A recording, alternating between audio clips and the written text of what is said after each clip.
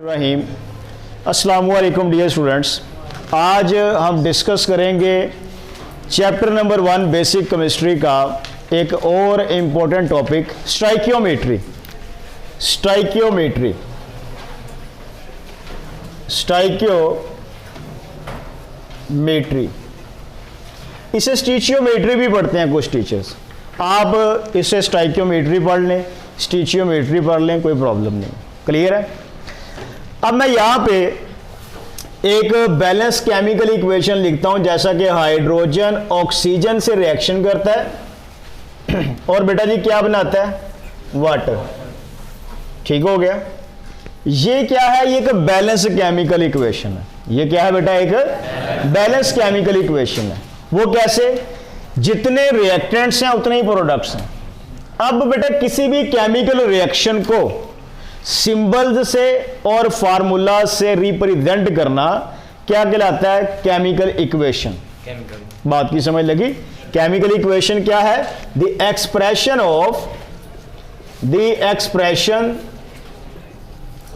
Of a chemical reaction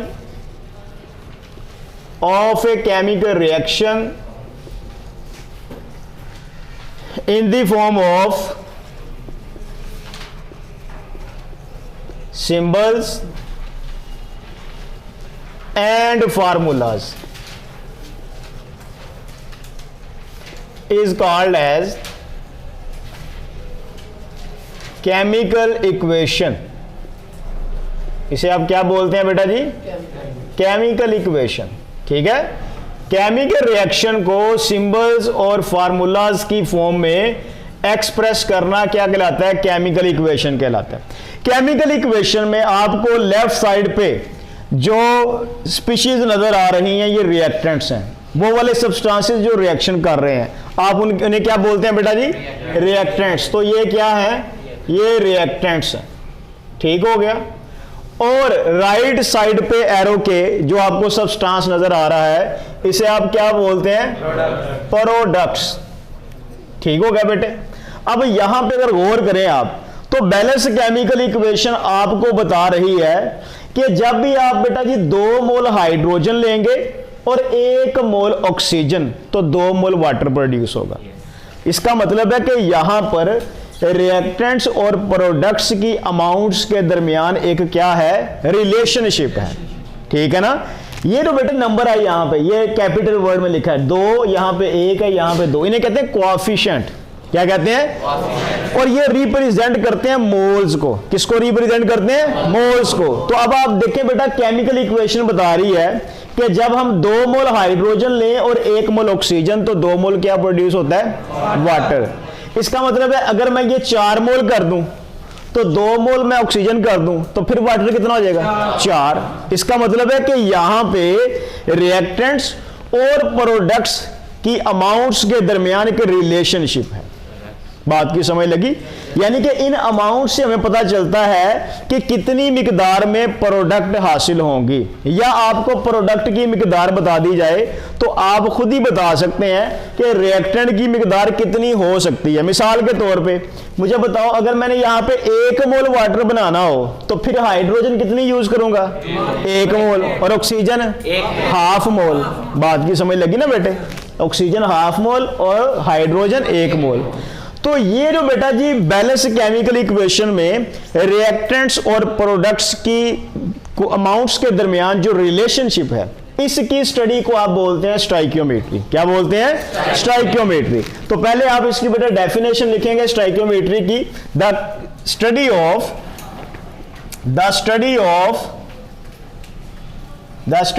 quantitative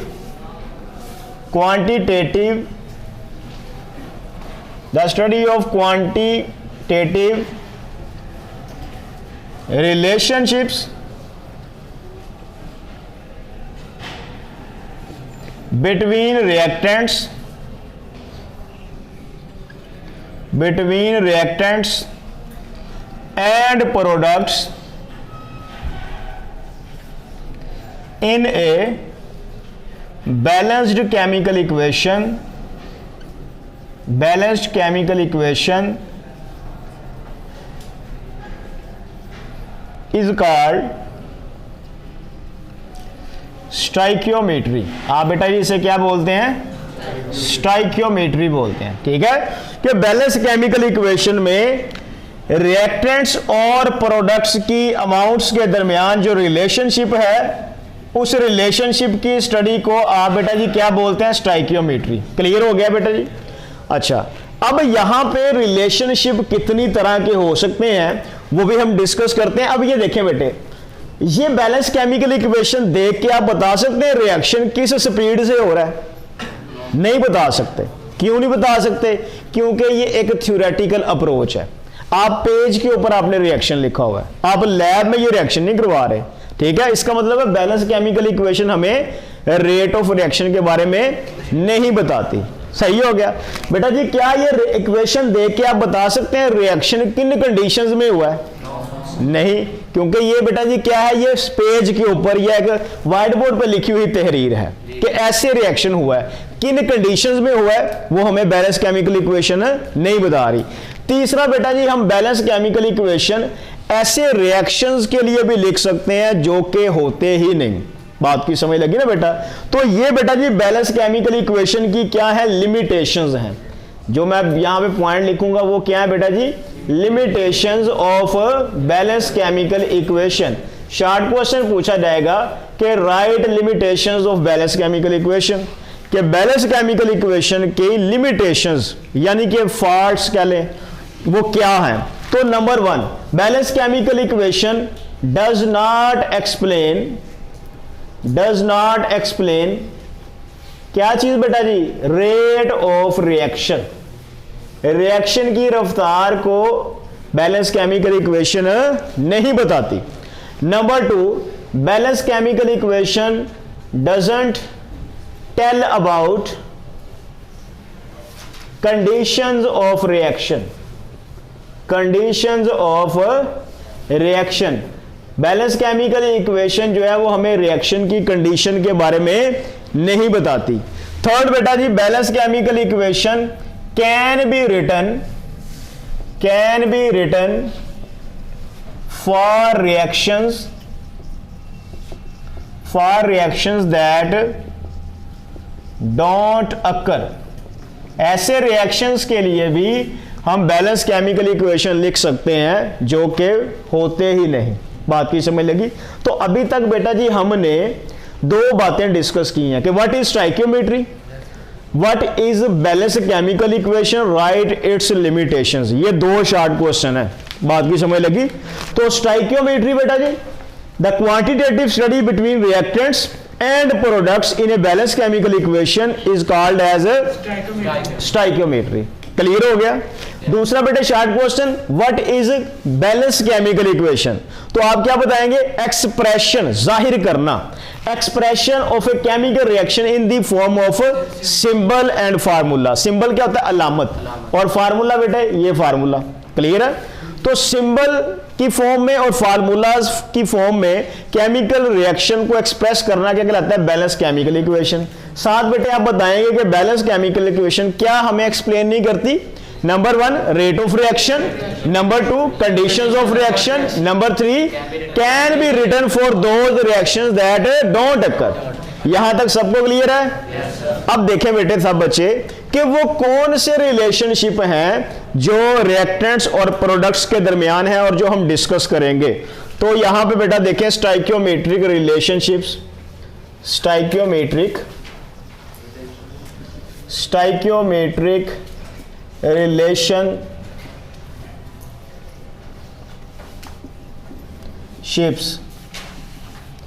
अब बेटा ये देखो यहां पे सब बच्चे, मैं इस तरफ लिखता हूं रिएक्टेंट्स और इस तरफ मैंने लिखे जी प्रोडक्ट्स। देखिए बेटा 9 तरह की रिलेशनशिप्स हैं। सबसे पहले है जी मैस रिलेशनशिप। इसका क्या मतलब है? इसका मतलब यह है कि अगर बेटा जी आपको रिएक्टेंट्स का मैस दे दिया जाए, आप प्रोडक्ट का मैस फाइंड कर सकते हैं। अगर आपको बेटा जी प्रोडक्ट का मैस बता दिया जाए तो आप क्या फाइंड कर सकते हैं? रिएक्टेंट का मैस फाइंड कर सकते हैं। यहां पे देखें बेटे सब बच्चे, यही इक्वेशन मैं आपके सामने लिखता हूं, 2H2 + O2, ये एरो आ गया, 2H2O। ओके हो गया बेटा जी। यहां पर सबसे पहले लिख लें आप मोल, फिर आप लिख लें मैस, फिर आप लिख लें वॉल्यूम। ये देखो बेटा सब बच्चे, ये कितने मोल हैं? 2 मोल हाइड्रोजन। ये ऑक्सीजन कितनी है? 1 मोल। वाटर कितना है? 2 मोल। सही हो गया जी बेटे। हाइड्रोजन का मैस कितना है? एक हाइड्रोजन आइटम का मैस 1। ठीक है, कितना होता है? 1। तो यहां पे कितने आइटम है बेटा जी? 4। तो कितना हो जाएगा? 4 ग्राम। ऑक्सीजन के एक आइटम का मैस 16, 2 का कितना होगा? यहां पे 32 ग्राम है। वाटर के एक मॉलिक्यूल का मैस 18, 2 का 36। ठीक हो गया बेटा जी। अब वॉल्यूम की बात करते हैं। ये गैस है ना, तो आप क्या करें? मोल को मोलर वॉल्यूम से मल्टीप्लाई कर दें, तो ये क्या बन जाएगा? वॉल्यूम। तो वॉल्यूम क्या बेटा जी? 2 × Vm। मोलर वॉल्यूम की वैल्यू क्या होती है? 22.4 डेसीमीटर क्यूब। यहां पे कितना बेटा जी? Vm। और यहां पे ये कितना है? 2 Vm। बात की समझ लगी बेटे? आप देखो यहां पे गैसियस स्टेट में प्रोड्यूस हुआ है। ठीक हो गया।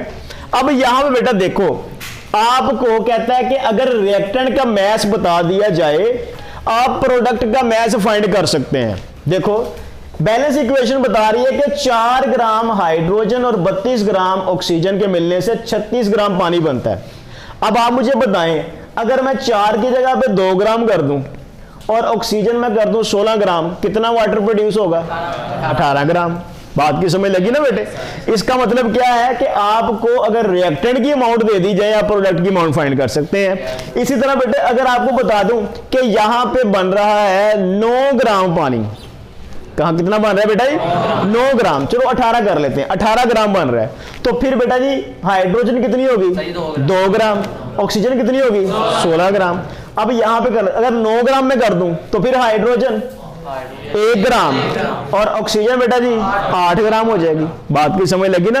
तो इसका मतलब है कि बैलेंस केमिकल इक्वेशन में अगर आपको रिएक्टेंट्स की अमाउंट्स बता दी जाए, आप खुद ब खुद क्या करते हैं? प्रोडक्ट्स की अमाउंट फाइंड कर लेते हैं। अगर आपको प्रोडक्ट्स की अमाउंट बता दी जाए, आप रिएक्टेंट की अमाउंट्स फाइंड कर सकते हैं कि कितनी अमाउंट्स रिक्वायर होंगी। तो जो सबसे पहला रिलेशनशिप है वो बेटा क्या है? Mess mess. कि if we are given mass of reactant we can find mass of product and vice versa। Vice versa का मतलब बेटा क्या है कि अगर प्रोडक्ट्स का मैस गिवन हो तो आप रिएक्टेंट्स का मैस फाइंड कर सकते हैं। बात की समझ लगी बेटे? दूसरा रिलेशनशिप मैस मोल रिलेशनशिप। अगर आपको बेटा जी रिएक्टेंट का मैस गिवन हो, आप प्रोडक्ट के मोल फाइंड कर सकते हैं। सही है ना बेटे? क्या आप मैस को मोल में कन्वर्ट कर सकते हैं? कैसे? मैस को मोलर मैस में डिवाइड कर दो तो मोल हासिल हो जाएंगे। बात की समझ लगी ना बेटे?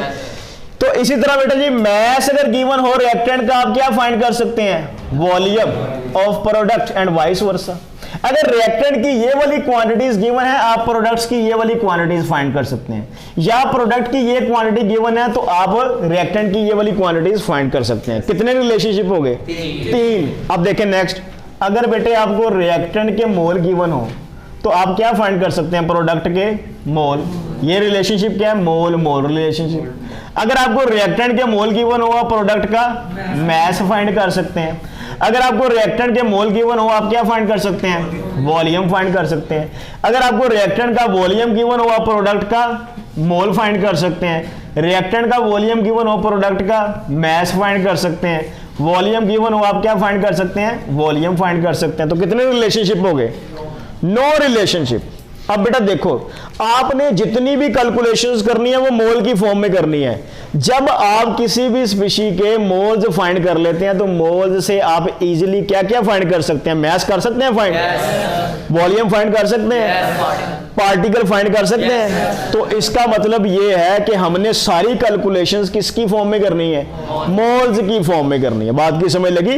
तो ये बेटा जी क्वांटिटेटिव रिलेशनशिप है रिएक्टेंट और प्रोडक्ट के दरमियान, कि अगर हमें रिएक्टेंट का मैस गिवन है, हम प्रोडक्ट का मैस फाइंड कर सकते हैं, उसके मोल फाइंड कर सकते हैं, उसका वॉल्यूम फाइंड कर सकते हैं। या प्रोडक्ट की ये वाली चीजें गिवन है तो हम क्या कर सकते हैं? रिएक्टेंट का मैस फाइंड कर सकते हैं, रिएक्टेंट के मोल फाइंड कर सकते हैं, रिएक्टेंट का वॉल्यूम फाइंड कर सकते हैं। शर्त ये है कि आपको बैलेंस केमिकल इक्वेशन लिखनी आनी चाहिए। बात की समझ लगी। अब कहता है कि ये जो आप कैलकुलेशंस करते हैं बैलेंस केमिकल इक्वेशन के ऊपर, इन्हें कहते हैं स्टाइकियोमेट्रिक कैलकुलेशंस। क्या कहते हैं? स्टाइकियोमेट्रिक कैलकुलेशंस बोलते हैं। क्लियर है? ये बेटा जी क्या है, आप इन्हें क्या बोलते हैं? आप इन कैलकुलेशंस को क्या बोलते हैं? स्टाइकियोमेट्रिक, स्टिचियोमेट्रिक या स्टाइकियोमेट्रिक कैलकुलेशंस बोलते हैं। क्लियर हो गया बेटा जी? अब कहता है कि जब आपने स्टाइकियोमेट्रिक कैलकुलेशंस करनी है तो कुछ बातें जो हैं वो आपको कंफर्म करना पड़ेंगी। वो बातें क्या होनी चाहिए? तो बेटा जी ये अरेज कर दूं कंडीशंस? ठीक है, ये नोट कर लिया आपने। तो देखिए बेटा, स्टाइकियोमेट्रिक कैलकुलेशंस परफॉर्म करने के लिए कुछ अजम्पशंस जो हैं वो आपने याद रखनी है। ठीक है, वो अजम्पशंस क्या हैं? देखें जी, अजम्पशंस का मतलब बेटा जी जरूरी points for stoichiometric calculations. Number one बेटा जी क्या है कि ऑल रिएक्टेंट्स कंप्लीटली कन्वर्ट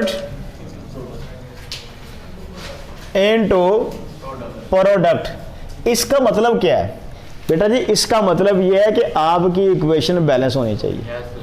इसका मतलब क्या है? इक्वेशन बैलेंस होनी चाहिए, यानी कि जितने रिएक्टेंट्स के मोल्स हैं उतने ही प्रोडक्ट के मोल होने चाहिए। देखो बेटे सब बच्चे, यहां पे कितने मोल कितने हाइड्रोजन के एटम है? 2 और 2 4। यहां पे कितने हैं? 2 और 2 4। यहां पे ऑक्सीजन कितनी है? 2। यहां पे बेटा 2। ठीक है, तो बैलेंस है।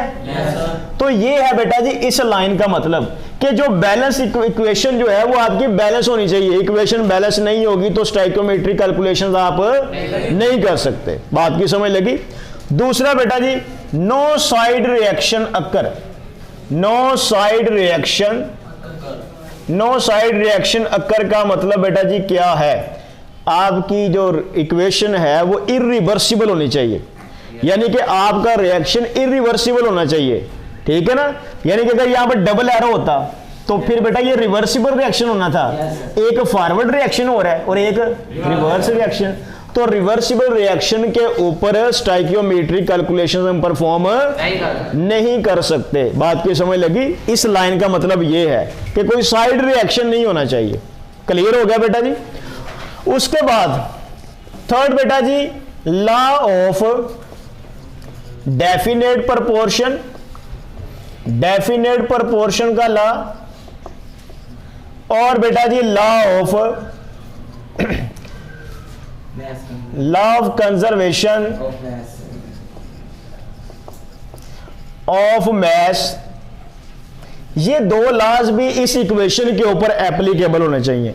इन लॉज का मतलब क्या है बेटा जी? डेफिनेट का मतलब होता है फिक्स, और प्रपोर्शन का मतलब क्या होता है? अमाउंट। देखिए बेटे, वाटर का फार्मूला क्या होता है? H2O। तो इसका मतलब है जब भी 2 हाइड्रोजन के एटम और 1 ऑक्सीजन के एटम मिलेंगे क्या बनेगा? वाटर बनेगा। सही है ना? फिक्स अमाउंट हो गई। तो इसका मतलब यह है कि जब भी बैलेंस केमिकल इक्वेशन लिखनी है उसमें फार्मूले सही लिखे होने चाहिए। वाटर का फार्मूला आपने ये नहीं लिखना है HO या H2O3, क्योंकि ये फिक्स अमाउंट नहीं है। लॉ ऑफ डेफिनेट प्रोपोर्शन का मतलब यह है कि बैलेंस केमिकल इक्वेशन में तमाम एलिमेंट्स, तमाम कंपाउंड्स के फार्मूले क्या होने चाहिए? दुरुस्त होने चाहिए। क्लियर है? और law of conservation of mess क्या है बेटा जी? कि मैटर ना क्रिएट होता है ना डिस्ट्रॉय, सिर्फ उसकी फॉर्म चेंज होती है और उसकी अमाउंट क्या रहती है? फिक्स रहती है। मतलब क्या है इस लॉ का मतलब यह है कि आपकी इक्वेशन बैलेंस होनी चाहिए।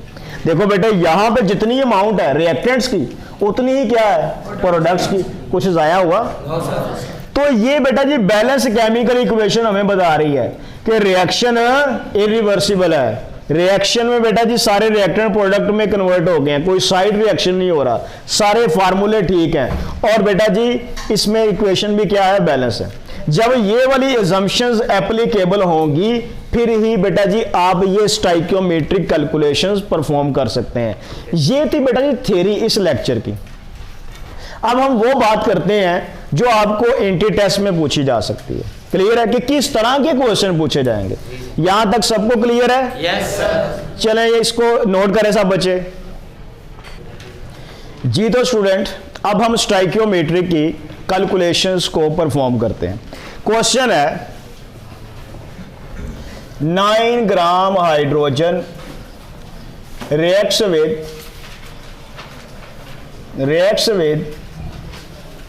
excess oxygen to form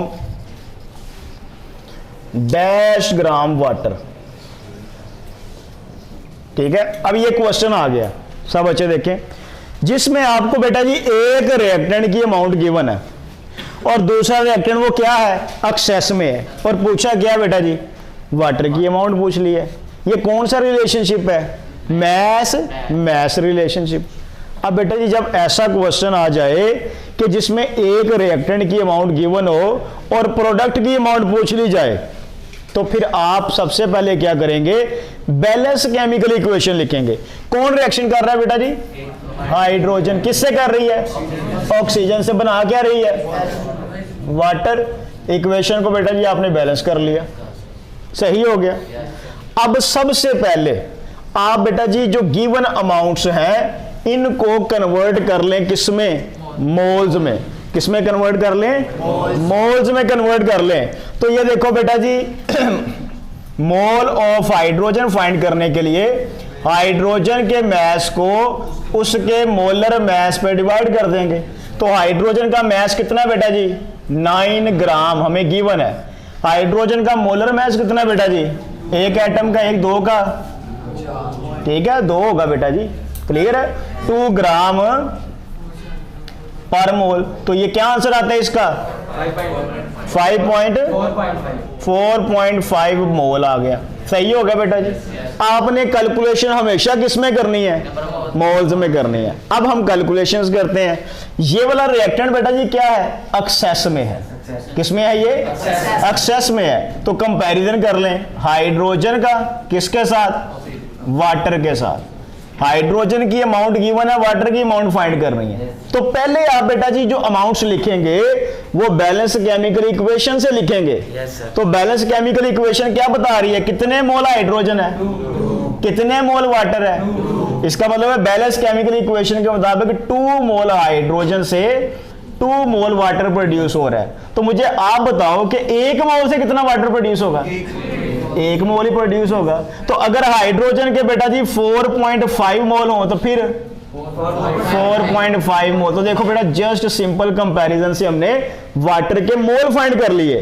तो क्या इस मोल को मैस में कन्वर्ट कर सकते हो, कैसे बेटा जी, मैस ऑफ वाटर फाइंड करने के लिए क्या करें बेटा जी, वाटर के मोल्स को मल्टीप्लाई कर दें किसके साथ, मोलर मैस के साथ। तो कितने मोल हैं वाटर के बेटा जी, 4.5। वाटर का मोलर मैस 18। तो क्या आंसर आता है सर, 81 ग्राम आ गया। अब बात की समझ लगी बेटे। तो देखें बेटे जी हमें रिएक्टेंट का मैस गिवन था, हमने प्रोडक्ट का मैस फाइंड कर लिया, सिंपल, क्लियर हो गया। अब बेटा जी हम फाइंड करते हैं कि अगर प्रोडक्ट का मैस गिवन हो तो फिर रिएक्टेंट का मैस कैसे फाइंड करेंगे। ये अरेज कर दूं। ये देखो बेटा नेक्स्ट क्वेश्चन है, यहां पे लिखता हूं, क्वेश्चन है कि 17 gram water is produced, 17 gram water is produced when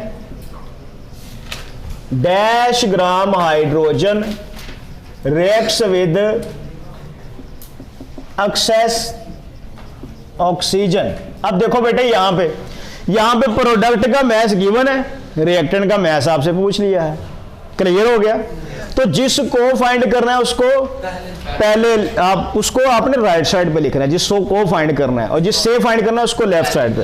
अब बेटा जी क्या करें, सबसे पहले गिवन क्वांटिटीज को कन्वर्ट कर लें किसमें, मोल्स में। किसमें कन्वर्ट कर लें, मोल्स में कन्वर्ट कर लें। तो देखो बेटा जी वाटर के मोल्स फाइंड करने हैं हमने। वाटर का मैस कितना गिवन है, 17 ग्राम, और बेटा जी वाटर का मोलर मैस कितना होता है, 18 ग्राम पर मोल। तो बेटा जी बताओ क्या आंसर आता है इसका, 0.94 मोल्स। ये मोल्स आ गए हमें, ठीक हो गया बेटा जी। अब सिंपल कंपैरिजन कर लो, ठीक है। किसको फाइंड करना है, हाइड्रोजन को। तो आप इस तरफ लिख लें वाटर और इस तरफ आपने लिख लिया हाइड्रोजन। पहले आपने अमाउंट्स कौन सी लिखनी है, बैलेंस केमिकल इक्वेशन की। तो बैलेंस केमिकल इक्वेशन आपको बेटा जी क्या बता रही है, 2 मोल वाटर प्रोड्यूस हो रहा है कितनी हाइड्रोजन से, 2 मोल से। तो 2 से बेटा जी कितना हो रहा है, 2। 1 से कितना होगा वाटर प्रोड्यूस, 1 से 1। तो फिर बताओ बेटा 0.94 से कितना होगा, 94। ये मोल आ गए, इस मोल को मैस में कन्वर्ट कर सकते हो। तो देखो बेटा 0.94 मल्टीप्लाई 2, आंसर क्या आता है, ये मोलर मैस हो गया ना उसका, मोल को मोलर मैस से मल्टीप्लाई कर दिया, 1.88 ग्राम हो गया। तो देखो बेटा जी हमने क्या किया, मैस फाइंड कर लिया। तो ये है स्टोइकियोमेट्रिक कैलकुलेशन कि अगर रिएक्टेंट्स की अमाउंट गिवन है तो हम प्रोडक्ट्स की अमाउंट्स फाइंड कर सकते हैं, और अगर प्रोडक्ट्स की अमाउंट्स गिवन है तो हम रिएक्टेंट्स की अमाउंट्स फाइंड कर सकते हैं। अभी मैंने जो आपको रिएक्शन करवाए हैं उसमें बेटा जी क्या है, उसमें आपको बेटा जी एक रिएक्टेंट की अमाउंट गिवन है, दूसरा रिएक्टेंट एक्सेस में दिया हुआ है। जब हम लिमिटिंग रिएक्टेंट वाला टॉपिक करेंगे तो उसमें दोनों रिएक्टेंट की अमाउंट गिवन होंगी। तो फिर कैलकुलेशंस कैसे होंगी वो भी बेटा जी इसी का नेक्स्ट पोर्शन है, नेक्स्ट लेक्चर में हम डिस्कस करेंगे। अब बेटा जी कि इंटी टेस्ट का एमसीक्यू है वो मैं आपसे डिस्कस करता हूं। वो क्वेश्चन ये है कि hydrogen and chlorine reacts to form hydrogen chloride. ये इंटी टेस्ट का क्वेश्चन है कि hydrogen and chlorine reacts to form hydrogen chloride, the mass ratio between reactants is।